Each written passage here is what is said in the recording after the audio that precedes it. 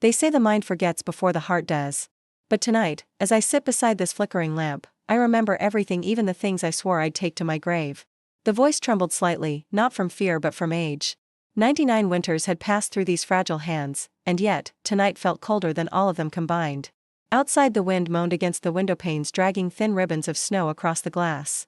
Inside, the clock on the mantel ticked with patient indifference, steady, merciless, counting down the last moments of a century-old secret. Margaret, that was her name once, though few spoke it now, leaned closer to the small tape recorder resting on the lace-draped table. Its red light blinked faintly in the dim room. She had dusted it off that morning, tested it twice, and then sat before it as though preparing for confession before a silent priest. Her voice cracked. "To my grandchildren," she whispered. "You deserve to know who I was, not who I pretended to be." The house around her was heavy with memory. Every wall bore witness: sepia-toned photographs of smiling faces long gone, a wedding portrait framed in silver tarnish, and a small wooden cross hanging crookedly above the fireplace. The air smelled faintly of lavender and old paper. On the cabinet stood a vase of wilted carnations, their heads bowed as if listening. The ticking clock was the only living sound, punctuating her every breath.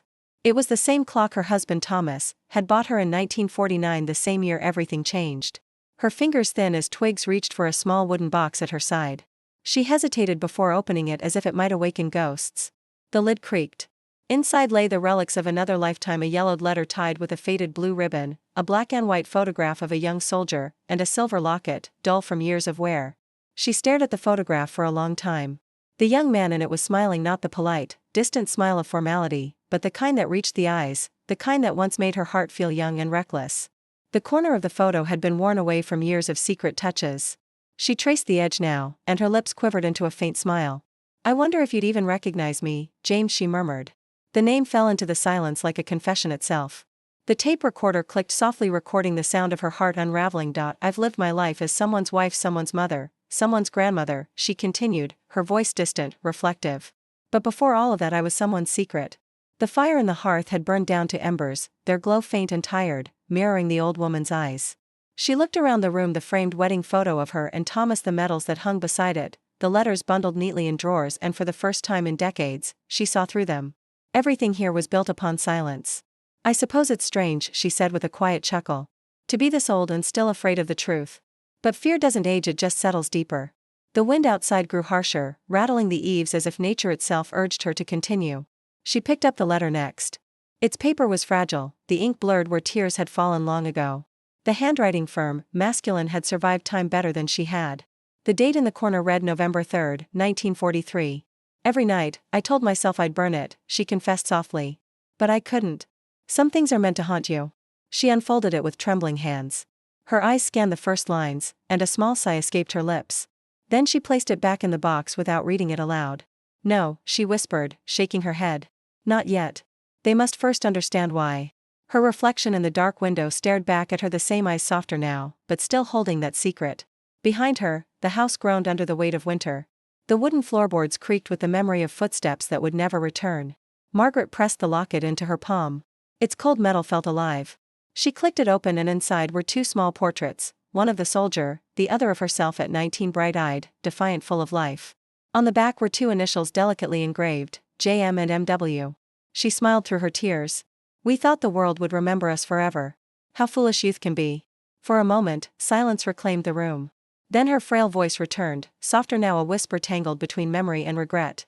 "When Thomas came home from the war," she began slowly, "he never asked about the months I disappeared. He never questioned the letters that stopped coming. He just looked at me like I was a ghost he didn't want to lose again." Her fingers tightened around the locket. "And maybe I was. Because the woman he married was no longer the same." She looked at the clock. It read 11:47 p.m. The night was deep, and yet she felt lighter, as if with every word, one stone was lifted from her chest. "I used to believe that love was a choice," she said, eyes glistening. "But it isn't. It's a current. It takes you, drags you, breaks you, and if you're lucky, it leaves you somewhere safe." "I wasn't lucky." A long silence followed. Only the sound of the recorder whirred faintly, capturing every trembling breath.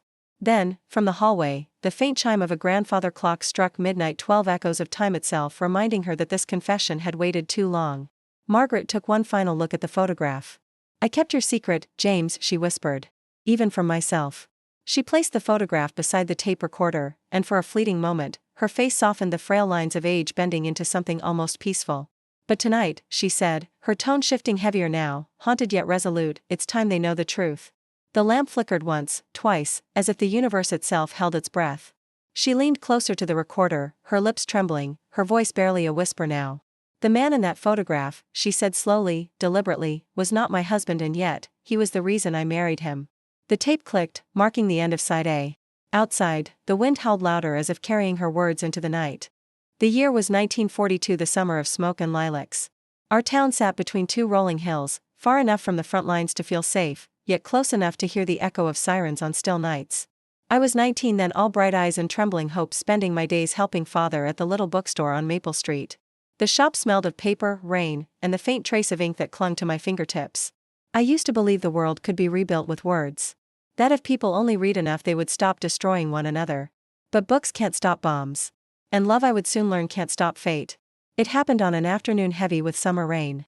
The townsfolk gathered by the church square as a truck rolled in, carrying the wounded from the front. Among them was a young soldier with a bloodied sleeve and eyes that looked older than his years. His name was Eli. He didn't speak much those first few weeks. He stayed at the rectory, recovering, helping with small repairs when he could. People said he was polite but distant, the kind of man the war had hollowed out. Yet, every time he passed by the bookstore, he paused. Sometimes he lingered by the window, his gaze resting on the rows of worn novels displayed behind the glass. One day, I stepped outside and asked, "Do you like to read?" He smiled faintly, the kind of smile that hides more sorrow than joy. "Used to," he said. "Before the world went mad." That was how it began, a soldier too gentle for war, and a girl too stubborn for tradition. He started borrowing books, Hemingway first, then Whitman, then anything that spoke of life beyond duty. He'd return them a week later, always with a small note tucked inside the pages, observations, favorite lines, sometimes just a single sentence: "The world feels softer when I'm near you." At first I told myself it was nothing, kindness, gratitude, perhaps loneliness. But the letters grew longer, and the silence between us shorter. I began waiting by the window each morning, pretending to dust the shelves, just to catch a glimpse of him passing by. Soon, the notes turned into conversations, shared secrets under the old willow by the river. He told me about his childhood on a farm in the north, about the brother he'd lost, about the stars he used to map before the war. I told him about the bookstore, about my mother's fading health, and the engagement I never wanted. You see, my parents had already chosen a husband for me, a man of standing whose name carried respect. He was kind enough, but he never looked at me the way Eli did, like he was memorizing me before the world could take me away. The town began to whisper. People stared when we walked together. My mother warned me, gently at first, then with fear. "Do what's proper, child," she said one night. "The world is cruel to those who forget their place." But I couldn't stop. Love, once found, refuses to stay quiet. One evening, after the air raid sirens faded and the streets emptied, Eli came to the bookstore. The electricity had gone out again, so I'd hung small paper lanterns across the room, fragile things made from pages of discarded newspapers. The glow made everything look like a dream. "Dance with me," he said softly. "I don't know how." "Then let me teach you." We moved between the shelves, slow and clumsy, the floorboards creaking beneath us. His hand rested lightly on my waist, mine on his shoulder, and for a moment, just one fleeting, impossible moment, it felt like the war had forgotten us. I remember the way the lantern swayed, the faint rustle of paper above us, and his whisper against my ear, "If tomorrow never comes, remember this." I think I loved him from that exact breath onward. But love has enemies, and in our world, its greatest enemy was duty. The next morning, my father confronted me. The rumors had reached him. He said I was bringing shame, that soldiers came and went, that I was promised to another. His voice trembled, not with anger, but with fear of losing me to something the world would never forgive. That night, I went to the river. Eli was waiting there, as if he already knew. We didn't speak for a long time. The moon hung low, and the current whispered against the rocks. "Finally," he said, "they've called me back to the front." I felt the ground shift beneath me. "When?" "Tomorrow." He took my hands, pressing them to his chest. "You have to promise me something," he said. "Don't stop living because of me." But I couldn't promise that. Not then. Not ever. When dawn came, the train stood waiting by the edge of town, black smoke curling into the pale sky. I stood among the crowd, clutching a letter he'd written that night. He saw me just before boarding, lifted his hand in farewell, and smiled that same broken smile. The whistle blew. The train began to move. And through the blur of tears, I whispered his name until the smoke swallowed him whole. The last thing I remember was the echo of his words in my mind: "If tomorrow never comes, remember this." The next morning, the train took him away. And I thought that was the last time I'd ever see him alive. The war had ended, but the silence that followed was its cruelest echo. The streets of our small town no longer shook with sirens or soldiers' boots, but with the fragile sound of rebuilding hammers striking wood, children calling for fathers who never came home. I was 22 and already felt 100 years old. They said peace had returned, but for many of us, it only meant learning to live with ghosts. Mine wore a uniform and carried a smile I couldn't forget. Eli's. When the telegram came months earlier saying he'd gone missing in action, I stopped waiting for miracles. My parents, worn by loss and fear, urged me to move on. So when Thomas, the man who had once courted me before the war, asked again for my hand, I said yes. He was kind, patient, everything a good man should be, but I married him with a heart that no longer belonged entirely to me. Our wedding was small. The church smelled of lilacs, my mother wept softly in the front pew, and I remember thinking as Thomas slid the ring on my trembling finger that this must be what it feels like to bury a dream. Life afterward was quiet. We bought a little cottage on the edge of town, surrounded by fields of barley and wild poppies. Thomas worked the land with steady hands, while I tried to fill the silence with small domestic things, bread rising in the oven, the ticking of the old clock, the pages of my father's books. But the nights were the hardest. That's when the memories came, of Eli's letters, his laughter under the oak tree, the warmth of his hand brushing mine as he handed me a book he pretended not to have finished reading. When I learned I was expecting a child, Thomas lifted me off the ground, laughing with joy. He said it was a sign, a new beginning after so much sorrow, and I smiled, because that's what good wives do. But in the quiet of the night, as my hand rested on my growing belly, I couldn't silence the question that haunted me: whose eyes would this child bear? The war had blurred timelines, stolen certainties. All I knew was that Eli and I had shared one brief, impossible night before he left, a night born of desperation and love, of fear and goodbye, and though I buried that memory deep, it lived inside me like an ember that refused to die. Months passed, the baby was born, a girl, with eyes the color of Eli's summer skies. Thomas called her his little miracle, and I nodded, whispering silent apologies to the man who would never know the truth. Then, one afternoon, as I was hanging laundry in the garden, I saw the postman walking up the lane. He handed me a single envelope, edges frayed, my name written in a hand I'd know anywhere. The world seemed to tilt. I'm alive, the letter read. Coming home. If you still remember me, meet me where the wildflowers grow. My knees gave way, the basket of clean linen fell to the ground, and I sat there among the white sheets, my heart pounding so violently I thought I might faint. That night I didn't sleep. Thomas lay beside me, his arm draped gently across my waist, while the baby stirred in her crib. I watched the flames in the fireplace rise and fall, wondering if I was the most blessed or the most cursed woman alive. I had everything: a home, a husband, a child, yet the piece of my heart I had buried was clawing its way back to life. At dawn, I wrapped my shawl around my shoulders and walked to the meadow. The same meadow where years ago Eli and I had stolen moments of peace between the thunder of war. The grass was high and golden now, waving gently in the morning breeze, and then, through the mist, I saw him. Eli. Thinner. Older. The sunken cheeks of a man who had seen too much death, but his eyes, those eyes, were still the same. For a heartbeat, we simply stood there. The world held its breath. I thought you were dead, I whispered. He smiled faintly. Sometimes I thought I was too. I wanted to rush into his arms, to tell him everything I had held inside, but then I saw the question forming on his lips as his gaze dropped to the small silver locket I wore. And I knew I couldn't. I am married now, I said quietly. I have a child. He didn't move, didn't speak.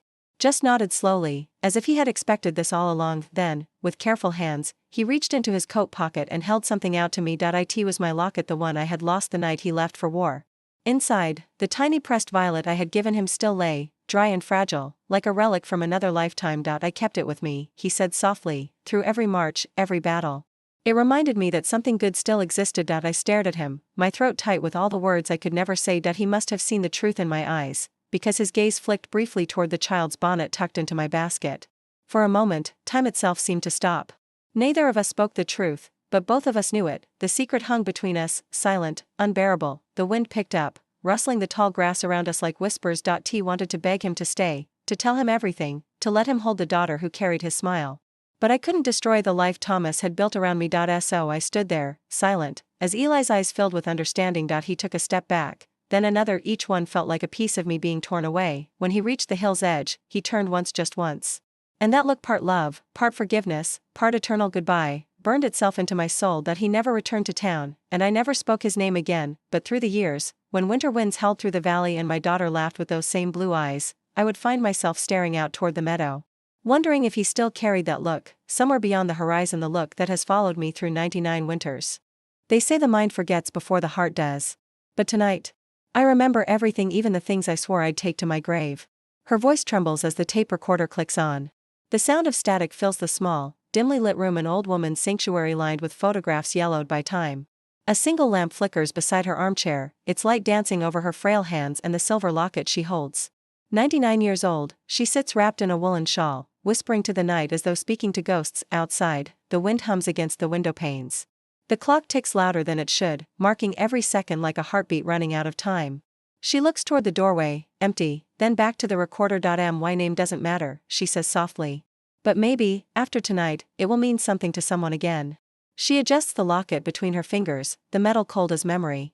Her eyes glisten, catching the faintest spark of youth, the kind of light that never fully dies, no matter how many winters pass. For decades, she had been the pillar of her family, the storyteller, the caretaker, the grandmother who baked pies and taught forgiveness with her smile.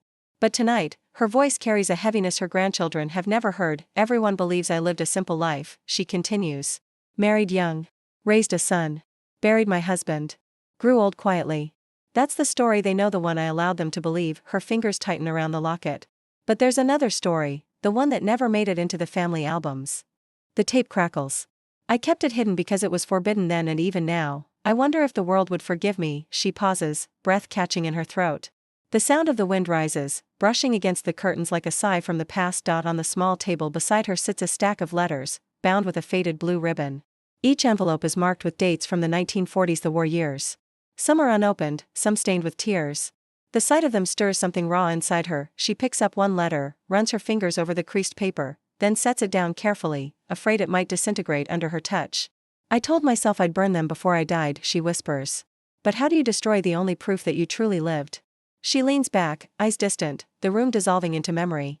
Flashback, her voice softens, almost dreamlike. I was 18 when the war came to our little town. It was the kind of place where everyone knew everyone, where silence could be louder than sirens. She chuckles faintly, though her eyes glisten. I worked in my father's bookstore back then. Dust and paper were my world. I believed love would be simple, like the stories I sold. Her voice falters. I was wrong. She reaches for a photograph from the table, faded, corners torn, showing a young woman standing in front of that same bookstore, her eyes bright and unaware of the storms ahead. That was before Eli, she murmurs. Before everything changed. The recorder whirs. Sometimes, I wonder if I dreamed him. A soldier with eyes like the ocean before rain, wounded, quiet, carrying more sorrow than years. They brought him into town one summer, limping from the front lines. The doctor said he'd recover in weeks. But hearts don't heal as fast as bones. She smiles faintly, lost in recollection. He used to come by the shop when no one else was around. Said the smell of books reminded him of peace. We didn't talk much at first, just exchanged glances, pages, borrowed words from poetry. But it was enough. Her voice lowers. I didn't mean to love him. God knows I didn't mean to. A silence follows, long, aching, as if the air itself is listening. She blinks, returning briefly to the present. If anyone ever listens to this, I want them to understand I wasn't reckless. I was young, and the world was ending. When the sky burns every night and people vanish by morning, you start to cling to whatever makes you feel alive. Her voice quivers, then steadies. That's what Eli was. Life. Breath.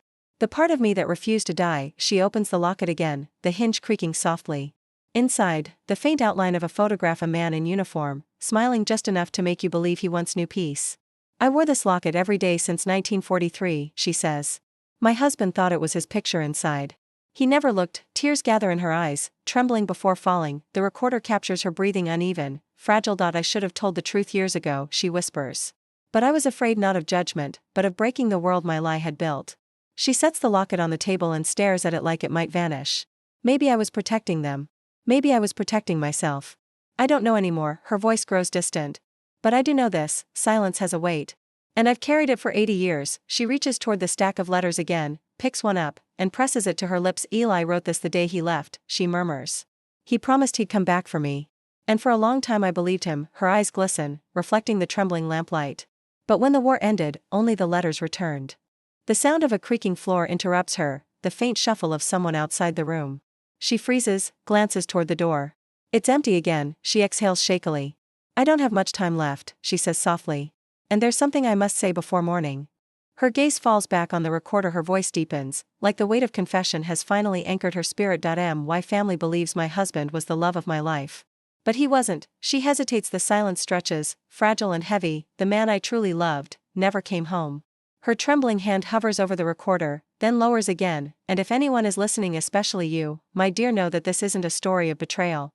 It's a story of survival. Her words fade, barely a whisper. Because sometimes, the heart chooses what the world forbids. The recorder hums. The lamp flickers once, twice, then steadies. And in that golden silence, her confession hangs, suspended between past and present, love and loss, waiting for the truth to finally be told.